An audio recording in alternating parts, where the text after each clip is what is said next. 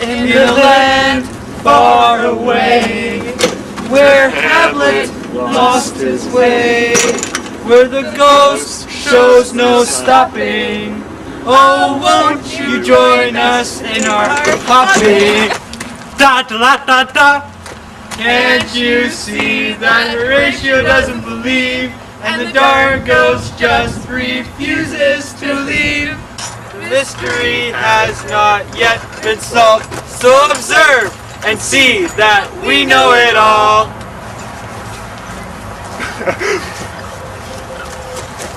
Ta-da!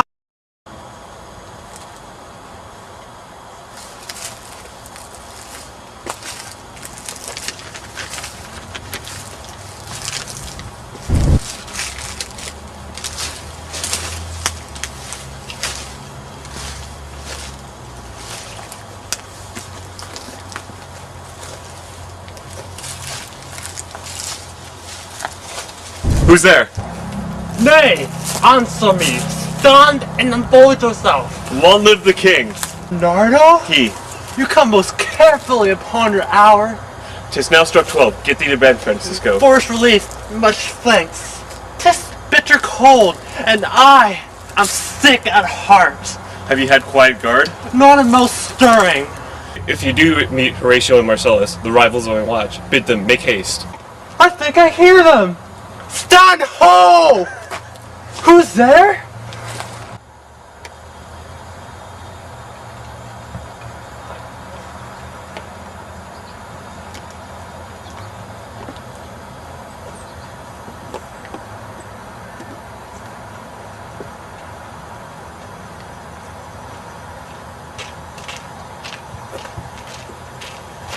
Friends to this ground! And liegemen to the Dane! Give you good night. Oh, farewell, honest soldier, and who hath relieved you? Bernardo has my place.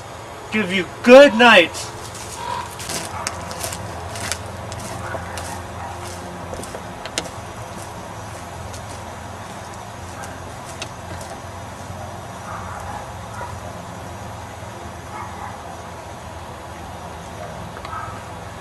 Bernardo! Say, what, is Horatio there? A piece of him? Welcome, Horatio. Welcome, good Marcellus. What? Has this thing appeared again tonight? I see nothing. Horatio says 'tis but our fancy, and he will not let belief take hold of him, touching this dreaded sight twice seen of us. Therefore I have entreated him along with us to watch the minutes of night, and if this apparition come again, he may approve our eyes and speak to it. Tush, tush, 'twill not appear.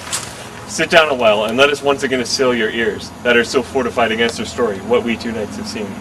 Well, sit we down, and let us hear Bernardo speak of this. Last night of all, when yon same star that's westward from the pole had made its course to illumine that part of heaven, where now it burns, Marcellus and myself, the bell then beating one.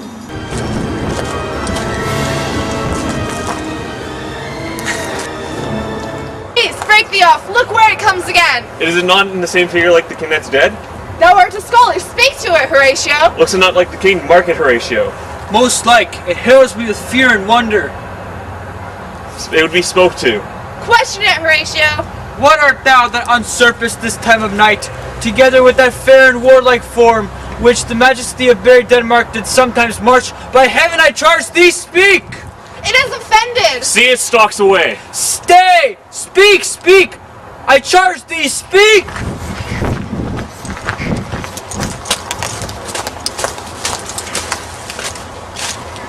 'Tis gone and will not answer. How now, Horatio? You tremble and look pale. Before my God, I would not disbelieve without the sensible and true avouch of mine own eyes. Is it not like the king? As thou art to thyself, so is the very armor he had on, when he, the ambitious Norway, combated. So frowned he once, when in an angry parle, he smote the sledded poleaxe on the ice. 'Tis strange.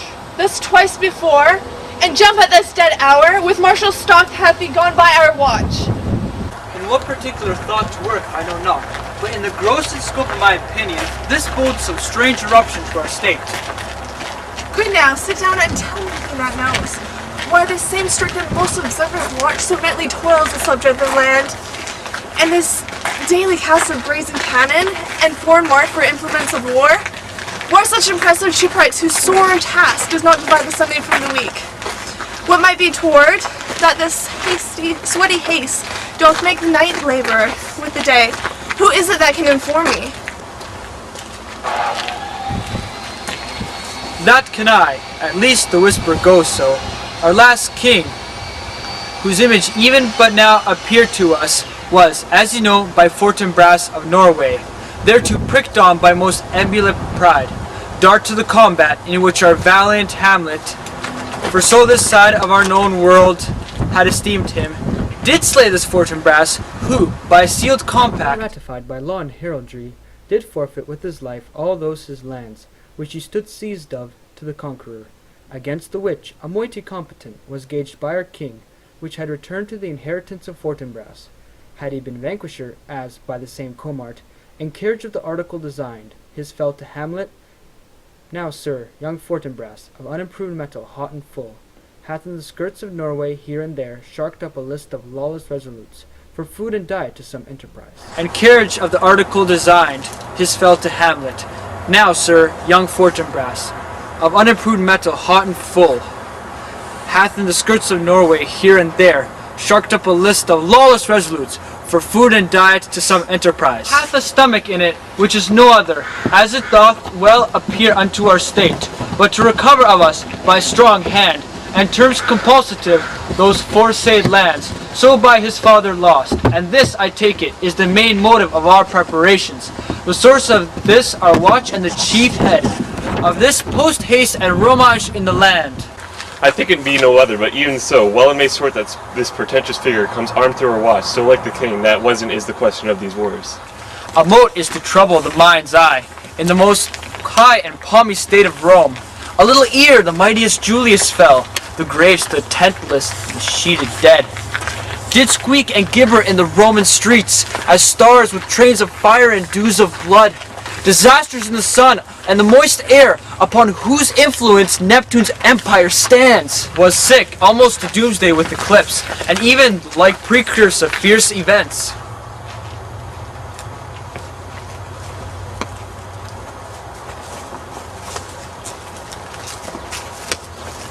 As harbingers preceding still the fates, and prologue to the omen coming on, have heaven and earth together demonstrated unto our climatures and countrymen. But soft, behold, lo, where it comes again!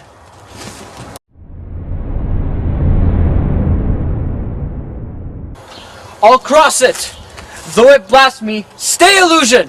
If thou hast any sound or use of voice, speak to me. If there be any good thing to be done, that may to thee do ease and grace to me, speak to me! Thou art privy to thy country's fate, which, haply, for knowing may avoid. Oh, speak! Or if thou hast abhorred it in thy life, extorted treasure in the womb of earth, for which they say you spirits oft walk in death, speak of it, stay and speak! Stop it, Marcellus! Shall I strike it with my partisan? Do, if it will not stand! 'Tis here. 'Tis here! It's gone. We do it wrong being so majestical, to offer it the show of violence. For it is, as the air, invulnerable, and our vein blows malicious mockery. It was about to speak when the cock crew. So have I heard, and do in part believe it. But look, the morn, in russet mantle clad, walks o'er the dew of yon high eastward hill. Break we our watch up, and by my advice, let us impart what we have seen tonight unto young Hamlet, for upon my life, this spirit, dumped to us, will speak to him. Do you consent we shall acquaint him with it, as needful in our loves, fitting our duty? Do it, I pray, and I this morning know where we should find him most conveniently.